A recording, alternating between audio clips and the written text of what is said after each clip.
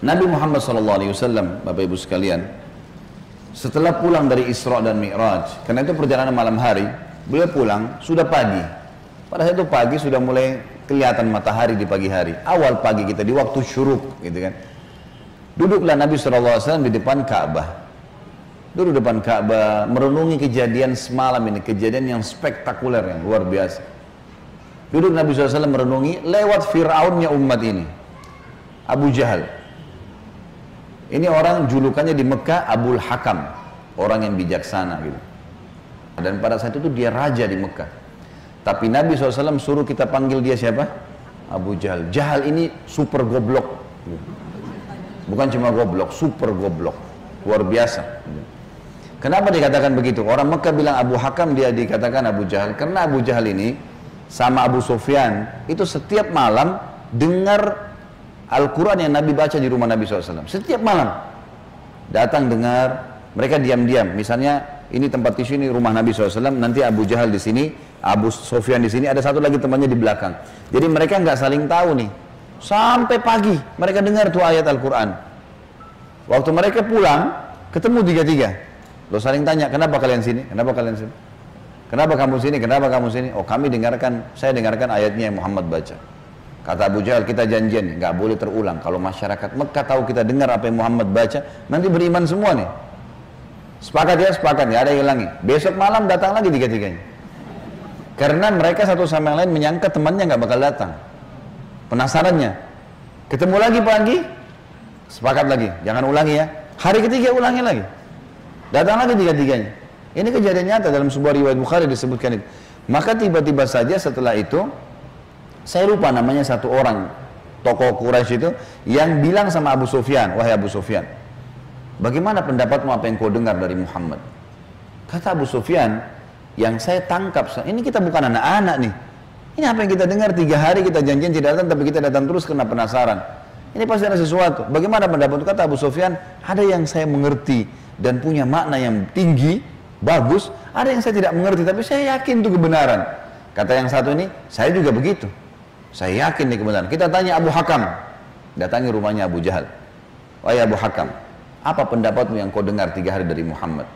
Apa Abu Jahal bilang apa? Demi Allah, kan orang Mekah pakai kata demi Allah. Mereka tahu, mereka ikuti ajaran Nabi Ibrahim AS, cuma mereka musyrik. Mereka datangkan berhala, dijadikan perantara dengan Allah. Allah nggak mau tuh, gitu kan? Maka dia bilang, demi Allah saya tahu Muhammad benar.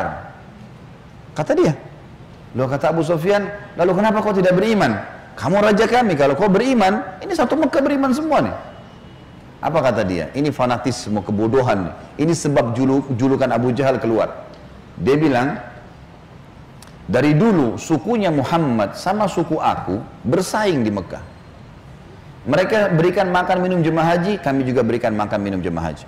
Mereka buat pasukan untuk membela Mekah, kami juga buat pasukan membela Mekah. Pokoknya apa yang mereka buat, kami buat. Sehari buat mereka, sehari buat kami. Jadi bersaing terus. Sekarang dari sukunya Muhammad keluar Nabi, sukuku tidak ada nabinya. Kalau aku beriman berarti sukuku kalah. Hanya itu, fanatisme kebodohan gitu. Dia bilang, maka itu saya tidak akan beriman sama Muhammad. Gara-gara perkataan dia itu, Abu Sufyan dan ini juga ikut-ikutan nih. Satu Mekah semua nggak mau. Tentu Abu Sufyan nanti akhirnya masuk Islam setelah masuk kota Mekah. Tapi pada saat itu tidak mau juga. Baiklah. Ini sebab julukan keluar Abu Jahal. Lewat nih Abu Jahal nih. Lalu dia lihat Nabi SAW lagi merenungi, kayak ada sesuatu lagi difikirin. Dia bilang, wahai Muhammad, kalau bahasa kita ginilah, bahasa sederhana riwayat itu, kenapa kau melongo-longo seperti ini? Kok kamu kayak orang bingung, ada apa? Nabi SAW dengan polosnya ceritain, semalam, ini yang diceritain kepada Abu Jahal nih. Ini yang paling benci sama Islam. Kata Nabi SAW, semalam datang kepada saya malaikat bernama Jibril. Jibril datang membawa borak. Borak itu kuda bersayap. Ini kuda bersayap sampai hari kiamat tidak ada nih kalau di kehidupan kita. Zaman itu, sekarang saja orang tidak percaya kalau ada kuda bersayap gitu kan. Apalagi zaman kuda bersayap, terbang. Saya naik di atasnya terbang. Dimanapun matanya lihat sebuah tempat, kakinya sudah di sana. Lalu saya tiba di Palestina. Turun di Masjid Aqsa, saya sholat. Saya imami para nabi-nabi. Nabi-nabi ini 120.000 orang. Bagaimana bisa? Allahu a'lam. Nabi sampaikan, saya iman. Lalu kemudian saya naik di atas burak, saya mi'raj ke langit. Di langit pertama ketemu dengan Adam, langit kedua ketemu dengan Nabi yang bersaudara sepupu, Isa dan Yahya. Langit ketiga ketemu dengan Idris, langit keempat ketemu dengan Yusuf, langit kelima ketemu dengan Harun, keenam Musa, ketujuh Ibrahim alaihissalam. Tentu kisah Isra Mi'raj panjang ya, karena perjalanan antara Mekah ke Palestina itu selama perjalanan Nabi SAW diperlihatkan tentang jenis-jenis azab kubur. Saya nggak ceritain di sini. Yang jelas Nabi SAW ceritain semua tuh, apapun yang terjadi. Saya ringkaskan saja. Kemudian waktu Mi'raj ke langit, Nabi SAW ketemu dengan Nabi-Nabi, dia lalu ngobrol. Sempat ngobrol sama Adam, ngobrol sama Yahya dan Isa, ngobrol sama Yusuf, sama Idris, sama Harun, sama Musa, sama Ibrahim alaihissalam. Tapi yang masyhur riwayat adalah Nabi SAW banyak berbicara dengan Musa.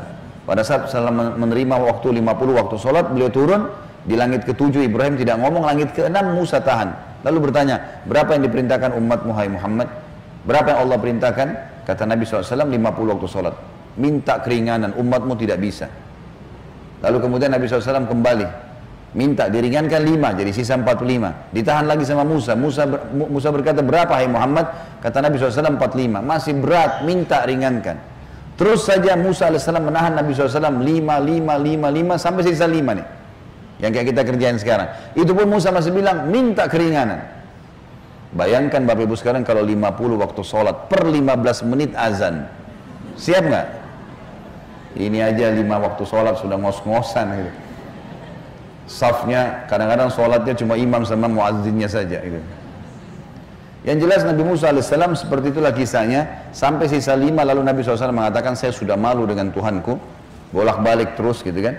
Maka terdengar suara dari langit, Allah berfirman, hai Muhammad, dia 5 waktu sholat tapi pahalanya 50 waktu sholat. Karena setiap umat Muhammad SAW kalau berbuat satu kebaikan dilipat gandakan 10 kali lipat. Ringkas cerita adalah Nabi SAW mengatakan, saya balik ke Mekah, saya balik ke Palestina, lalu balik ke Mekah. Tentu kisah ini cuma pendek yang saya sampaikan. Kisahnya ini mungkin 10-20 kali lipat lebih panjang daripada ini, karena panjang lebar. Yang jelas Abu Jahal waktu dengar itu melongo, diam, langsung dia katakan waktu sudah selesai, hai Muhammad, kau menempuh perjalanan Mekah Palestina yang kami tempuh dengan kecepatan kuda terbaik kami sebulan, pulang juga sebulan, 2 bulan dalam 1 malam. Kata Nabi SAW dengan penuh keyakinan, iya.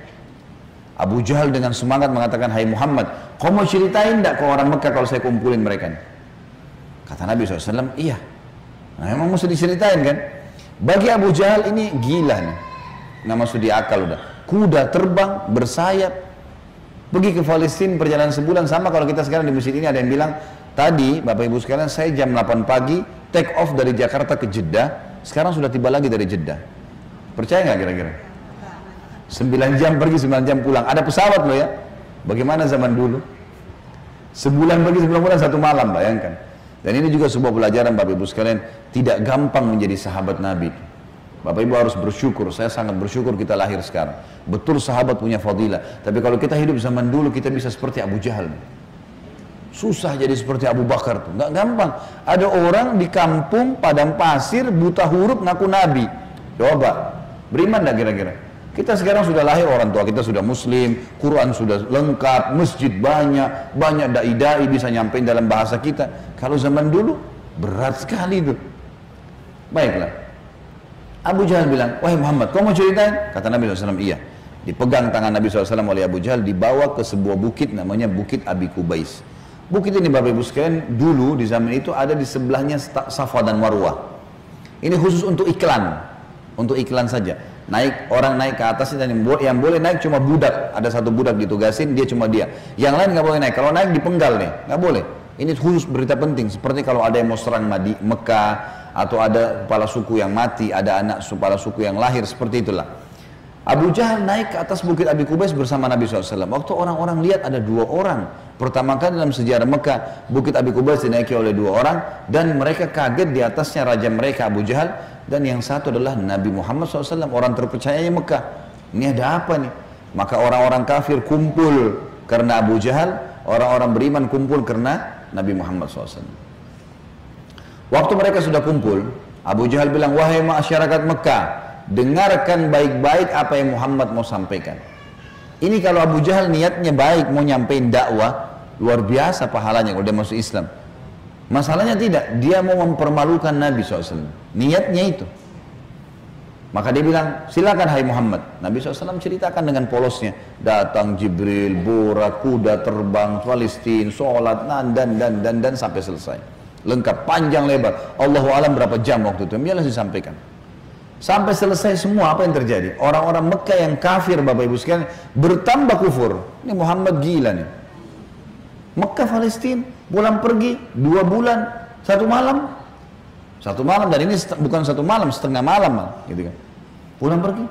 Ini nggak masuk di akal. Ini baru ke sana saja nggak percaya. Apalagi naik ke langit, ketemu, ya udah panjang ceritanya. Belum lagi cerita tentang surga dan neraka, diperlihatkan adab-adab kubur. Tapi ya sudah. Waktu itu yang sudah beriman pun di kalangan sahabat, benar nggak ya? Tapi ini Nabi, nggak mungkin salah. Mereka sempat bimbang. Abu Jahal turun dari bukit Abi Kubais sambil ketawa, senyum. Sambil dia ngomong, ada sahabat rupanya yang ikutin. Tahu nih Abu Jahal tadi yang ajak Nabi nih, diikutin. Dia bilang, sekarang agamanya Muhammad sudah habis. Dia pergi ke Darun Nadwa, tempat kumpulnya orang-orang Quraisy, lalu dia teriak. Dia bilang, hai Quraisy, berita gembira. Apa itu Abu Hakam? Agamanya Muhammad sudah habis. Udah nggak ada lagi agamanya. Kata mereka, memang kenapa? Apa kata Abu Jahal? Muhammad mengarang cerita dusta. Katanya begini. Abu Jahal ini tidak sadar sedang nyebarin berita apa? Isra dan Mi'raj. Dia lengkap, dia sampaikan ke orang semua nih. Datang malaikat namanya Jibril, datang burak, terbang ini, semua lengkap. Adab-adab kuburnya disebutin sama dia. Semua lengkap disebarin. Lalu orang-orang Quraisy diam semua. Mau bilang apa nih rajanya, dan mereka juga memang masih belum beriman kepada Nabi SAW.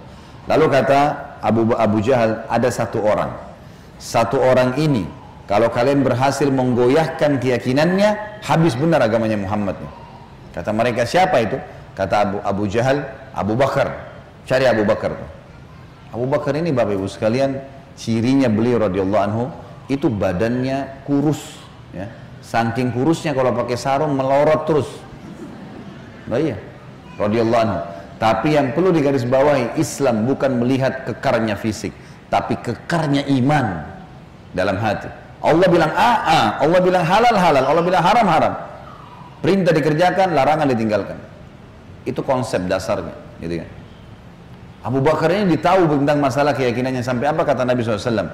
La uzina iman Abi Bakar fi kiffah, wa uzina iman hadil ummah fi kiffah, la rajah iman Abi Bakar. Kalau keyakinannya dan imannya Abu Bakar ditimbang di satu timbangan, dan keyakinannya serta keimannya seluruh umat ini, semua sahabat, semua tabi'in, semua yang sudah mati, yang masih hidup dan yang belum lahir, semua kita di sini juga termasuk, ditimbang iman kita semua dibandingkan Abu Bakar, yang satu timbangan pasti lebih berat keyakinannya Abu Bakar. Kata Abdullah bin Mas'ud, sahabat Nabi radhiyallahu anhu yang mulia dengan ibadahnya yang luar biasa, kami tidak ada bedanya dengan Abu Bakar dari sisi ibadah. Karena Abu Bakar sholat, kami sholat. Abu Bakar puasa, kami puasa. Abu Bakar sedekah, kami sedekah. Abu Bakar ya jihad, kami jihad. Tapi kami tidak bisa menyaingi Abu Bakar dari sisi keyakinannya. Mustahil. Kalau Rasulullah sudah bilang kerjakan apapun konsekuensinya.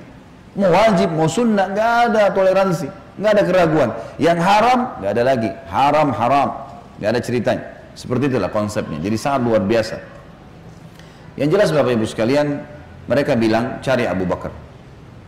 Dan juga ada hadis, supaya saya tidak lupa ya, kata Nabi SAW, tidak ada seseorang yang menginjakkan telapak kakinya di muka bumi setelah para nabi-nabi yang paling afdal lebih daripada Abu Bakar. Jadi setelah Nabi langsung dia, radhiyallahu anhu, jadi orang yang sangat luar biasa. Datanglah orang-orang Quraisy ini ke kebunnya Abu Bakar, di kebun kurma di pinggir kota Madinah, dan orang sahabat-sahabat tadi ini pada ikut gitu kan. Sampai di kebunnya Abu Bakar, Abu Jahal teriak-teriak, wahai Abu Bakar, keluarlah. Abu Bakar keluar. Abu Bakar keluar. Kaget Abu Bakar. Belum pernah dalam sejarah hidupnya Abu Bakar itu, tokoh-tokoh Quraisy, kepala-kepala suku datang ke kebunnya. Untuk apa? Dan belum pernah dalam sejarah Mekah orang beriman sama orang kafir jalan sama-sama. Maka Abu Bakar bilang, ada apa wahai Abu Jahal? Dia bilang, sahabat Muhammad gila. Masa dia cerita rekayasa bohong, cerita bohong begini. Abu Bakar ini belum dengar dari Nabi. Abu Jahal yang jelasin. Begini, panjang lebar sampai selesai. Sampai kembali lagi ke Mekah. Abu Bakar sudah tahu nih, Apa tujuannya Abu Jahal? Kalau dia mau beriman, dia sudah beriman kepada Nabi, tapi datang sini mau ngacoin. Kata Abu Bakar ada dua riwayat. Riwayat yang pertama, wahai Quraisy, bukan cuma Abu Jahal, wahai Quraisy, Muhammad mengaku turun wahyu dari langit ke rumahnya, dan saya percaya. Apa bedanya dengan dia kalau naik ke langit? Sama saja, tidak akan menggoyahkan saya. Riwayat yang kedua yang unik nih, dia mengatakan, wahai Quraisy, ketahuilah kalau depan mata saya ada tembok warnanya putih, jelas putih. Muhammad bilang tidak Abu Bakar, itu hitam. Saya akan bohongkan mata saya dan saya bilang hitam. Luar biasa. Mau digoyahkan bagaimana nih? Tembok putih? Enggak, salah Abu Bakar. Oh iya, salah. Matanya salah. Bayangin tuh. Apa kira-kira bisa menggoyahkan keyakinan seperti ini? Luar biasa. Pokoknya Allah Rasulnya bilang selesai, nggak ada toleransi. Gitu. Sudah selesai, semua dikerjain. Biar seluruhnya benci.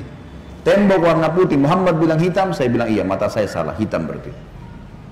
Abu Jahal dan orang Quraisy diam. Ini nggak bisa lagi digoyahkan. Abu Bakar radhiyallahu anhu tahu ada masalah nih. Dia tanya orang sahabat-sahabat, di mana Rasulullah SAW? Kata mereka di Bukit Abi Kubais tuh, dikerumuni orang. Abu Bakar ke sana. Pas tiba di sana dari jauh, Abu Bakar teriak, ya Rasulullah, suara keras sengaja. Orang waktu dengar orang teriak, semua bubar-bubar kasih jalan. Seperti kalau di masjidnya ada yang teriak dari belakang panggil saya, mungkin bapak ibu akan lihat ke arahnya. Suaranya keras sengaja. Nabi SAW melihat yang datang, Abu Bakar senyum, udah tahu siapa yang datang. Ini tokohnya umat nih, luar biasa. Jadi dia bisa membalik bapak ibu sekalian Abu Bakar dengan hikmah Allah. Satu Mekah yang ragu tadi, yang kafir dan yang beriman pun tentang Isra Mi'raj ini kembali semuanya percaya kalau itu terjadi.